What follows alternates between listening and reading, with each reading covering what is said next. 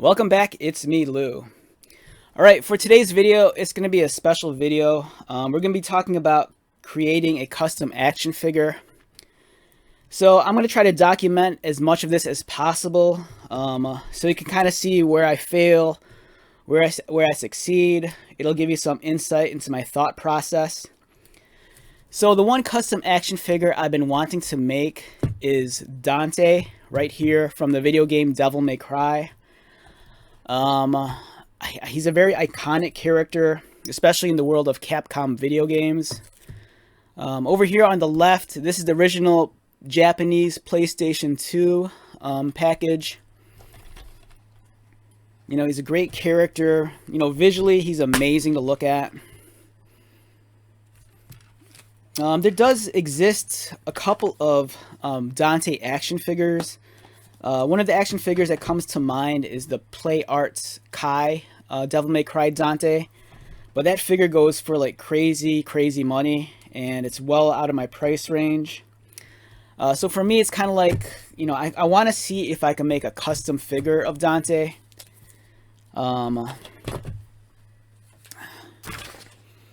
So this is the figure I kind of want to make. Now, you know, I'm not going to fool myself. The custom I'm going to make, it's not going to be perfect by any means. It's not going to be a one-to-one accurate representation of the character from the video game. For me, I just want to create a custom that kind of falls in that ballpark. Like if you saw the figure from a distance, you go, hey, you know, that's Dante from Devil May Cry. So for me, that's the goal. I'm not going for one-to-one accuracy. I just kind of want to create a figure that, you know, if you saw it, your first thought would be, okay, that's Dante. I kind of want to go, if I could, to try to recreate his appearance in the third game, much like here. In the third video game, he's kind of shirtless with a trench coat, and I kind of like that look. Here's his appearance in the fifth game. So for me, if I could create a look that falls somewhere in between the third game and the fifth game, I think I'll be successful. Now, the reason why Dante kind of came up is because there were two action figures I picked up recently that immediately when I saw them, my first thought was, oh my god, I could use these action figures as a base for a custom Dante figure. And those two action figures were these. First up was Gunslinger Spawn. The first time I saw this figure, my first thought was, oh my god, this looks like Dante from Devil May Cry. You know, all I had to do was just take off his head, swap it on, you know, some other head, and immediately you'd have Dante. He has the red trench coat, he has the high collars, he's dual wielding pistols. I mean, everything about this screams Dante.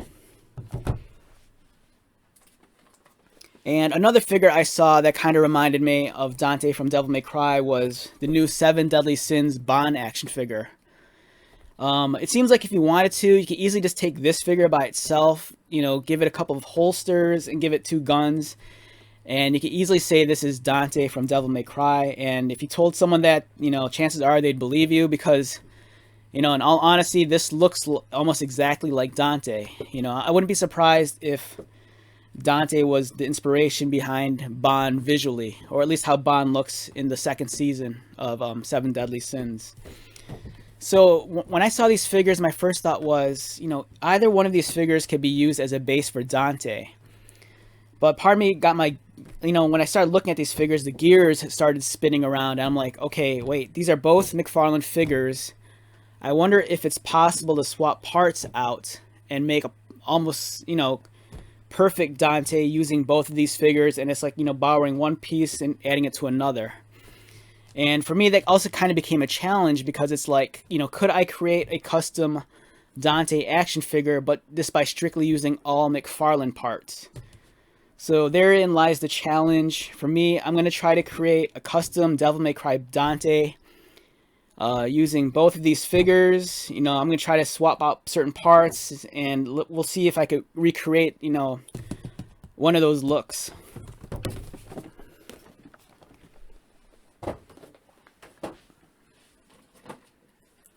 Okay, so we have both of the figures here on hand. As you can see, they're both around that 7-inch scale.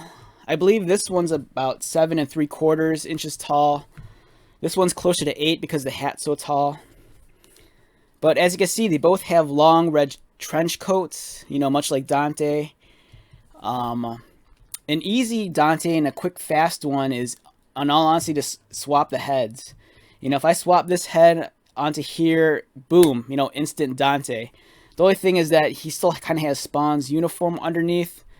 But if I wanted to, you know, maybe I could paint this with a flesh tone or just black out the white stripes. But I do like the fact that this figure has the bare chest. So I'm kind of thinking, you know, if the parts are like compatible. Part of me is wondering if I could take a Bond's upper torso and then swap it onto Spawn's body. You know, so that's what I'm kind of hoping. You know, they're both McFarlane figs. I think some of the articulation and engineering is similar. So, you know, my fingers are crossed that there's going to be some compatibility between both these figures. So yeah, that's going to be the challenge. So right now, I'm going to go off camera and I'm going to kind of like, you know, try to disassemble parts of these figures. And then when I come back, you know, if I'm successful enough, I can show you what comes off and what doesn't. Right now, I do know I can remove Spawn's coat at the very least. So you can get a peek at how he's articulated. Yeah, so here's Spawn. So what I'm really hoping is that so this guy's jacket doesn't come off as easily. It's a very stiff plastic. It's not cut anywhere. You know, it looks to be all one solid piece. So I might have to like boil it to just get it really soft and see if I can remove it. But ideally, I want to see if I can swap his upper torso onto Spawn's body right here. So that's what I'm going to try to do. Like I said, I think a quick fix Dante would just to be swap the heads. But I want to go a little bit further than that. Alright, so I'm going to cut away for a second, and when I come back, hopefully I'll have parts of the figure disassembled for us to take a look at. Okay, I'm back. So one thing I wanted to do real quick is show you the head swap. So I took the Bond head and I swapped it onto the Spawn body. It kind of works. My issue is that Spawn's neck is a little too short. And so, I mean, you look at it from the back. If you looked at this character from the back, you immediately think, oh my god, that's Dante from Devil May Cry. You know, because it looks like Dante from behind. But then the minute you flip him over, you know, it still has Spawn's body. You know, I guess I could, if I wanted to, repaint it so it's like a flesh tone. But one of the issues is that Spawn's stripes here, they're actually sculpted on. And that I don't know, I wouldn't like that look. But, you know, I just wanted to give you an idea of, here's the head swap. You know, it's passable, but it's not perfect. So I'm really hoping that the bodies are, you know, I can swap this body onto this, like, you know, Spawn lower torso and see if I can get it to work. Because for now, the neck is a little bit too short.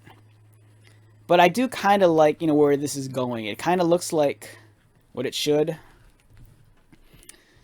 Alright, so, alright, I'm going to jump off again, and I'll be back in a second. So we'll see where I'm at. So just bear with me. Okay, so I'm back again. So I disassembled the figures. What I did was I heated up a pot of water. You know, it was slightly below boiling. You know, I got it warm enough so that you know, the figures, you know, once submerged, it softened up the plastic, so I could just pretty much boil and pop the joints out. So I just kind of disassembled what I needed. So first off, I removed the heads. Here's Spawn. He still has the ball joint inside. Here's Bond. As you can see, the ball joint's about the same size. I think the one thing that's different is, I'm not 100% sure, but I think Bond might have a longer peg than Spawn. I think. I'm not 100% accurate. I'm not 100% sure on that. So after I moved the heads, the next thing I did was just pop off the arms. You know, if the water's hot enough and you submerge Spawn, the arms just easily just pop out of the socket. You know, there's a simple ball joint, and then there's the socket inside. You know, just pop it out. But you have to make sure the water is hot enough that it'll soften the plastic inside so that this will easily be removed. You know, I don't think this is something you'd do straight off the bat without heating this. If you did, it'd probably break the peg or the socket. And then I did the same here with Bond. Heated them up, and then the arms easily popped off. And then here's that butterfly joint assembly. That's, if you're curious about how it's assembled, goes in there. And then lastly, I just popped the figures out from the waist. They both have ball. Here's the socket, and then the lower torsos have ball joints. They appear to be about the same size, so I think I have that going for us. So right now the plan is to take this with this jacket, and then keep these arms, and then give them this head. So then once I have that done, that should give me something that kind of resembles Dante from Devil May Cry 3. You know, the shirtless look. But at the same time, with the extra pieces, what I'm kind of thinking of is maybe I could create like an anime version, a gunslinger spawn. So maybe I could take this, put this inside of this jacket, you know, give it this head,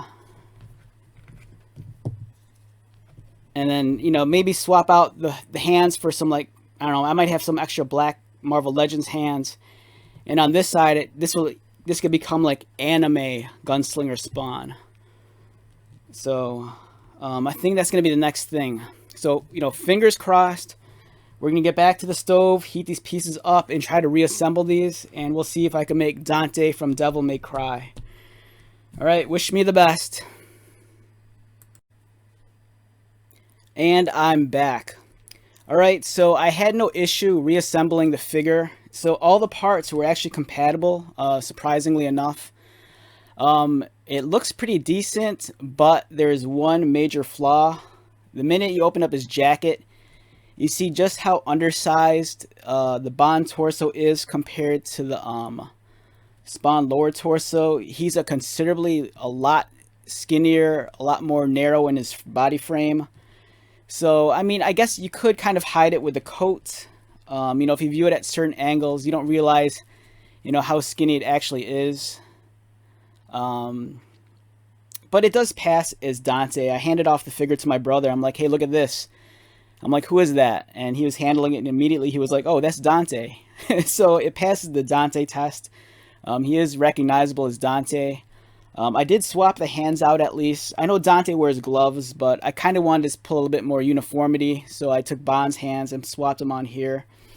I attempted to take all the Spawn pieces and create a new figure with this guy, but it looked ridiculous because this torso is so long that it made this look too tall.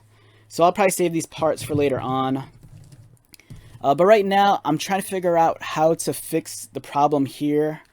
Like, I like the way the figure looks right now, but like I said, you know, from certain angles, as soon as you expose them, you kind of see the gappiness in the chest. You see how thin he is, you know, mid-torso. So even though it kind of works at certain angles, like this, I really do want to correct this so it doesn't look as weird. And I might have a solution for that. I'm gonna experiment, and I'll come back to it like in a second. But for now, you know, is this perfect? No, there's a lot of room for improvement, and I'm gonna look into that right now. But I just want to give you an in-progress report of where I'm at right now. So this kind of passes. Does it look like Dante tests? You know, it kind of does. But yeah, I really want to fix this here. It's too narrow, too gappy. And I'll come back to you in a second with my solution, if I can find a solution. And we are back. Alright, so I solved the dilemma of the very skinny torso. And here is my completed Dante from Devil May Cry. Is it a perfect custom? Absolutely, by no means. This is far from perfect. But for me, it's a good fill-in until I could get a decent, legit Dante figure.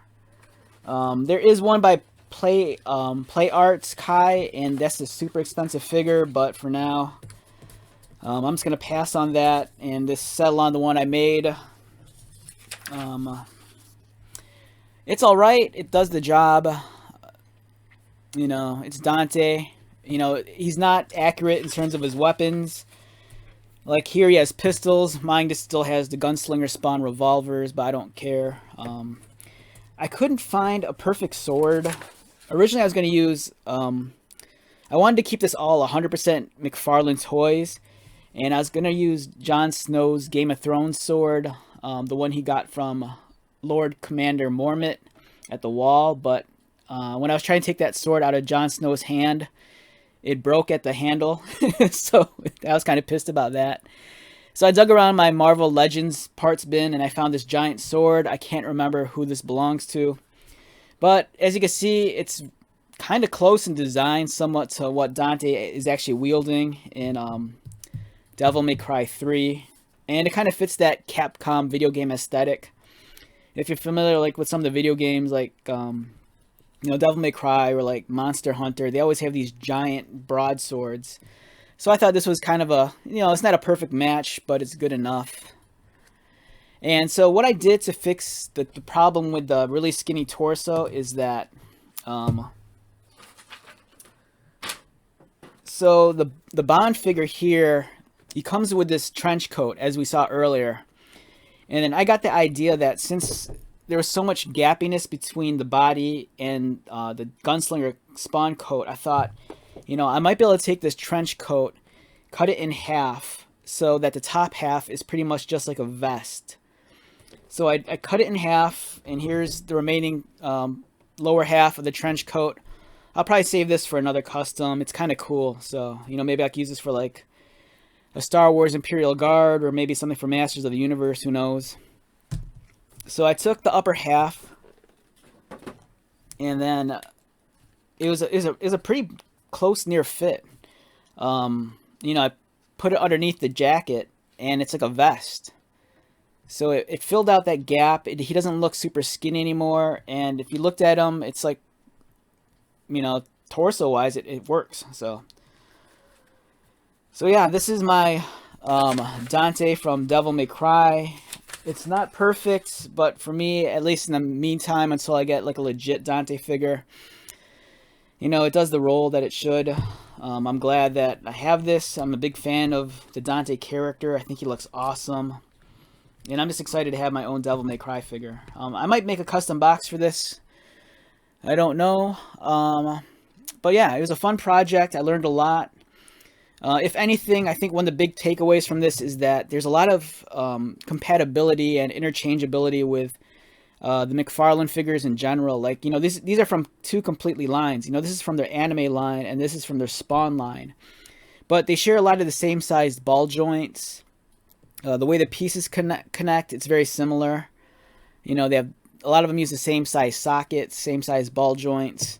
The way the shoulder assembly is very similar. So it's like there's a lot of like endless possibilities in terms of like connecting and swapping pieces. So, you know, if you want to make a new like custom, you know, for example, this is the Bond arm, and as you can see, it easily snaps into the Spawn torso. So, you know, with McFarlane figures, it's kind of cool that there's a lot of compatibility with all these different figs from different lines.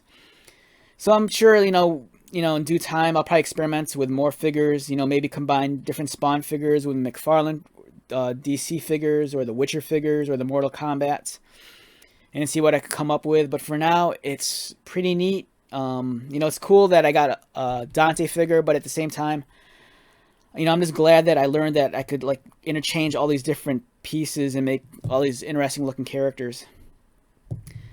All right, so with that being said, let's close out this video with a nice slideshow. It'll give me a chance to show off my new Dante figure. And, you know, if anything, I hope this inspired you to like explore the world of creating customs if you haven't done so already. Okay, so let's close this out with a nice slideshow. Whoa.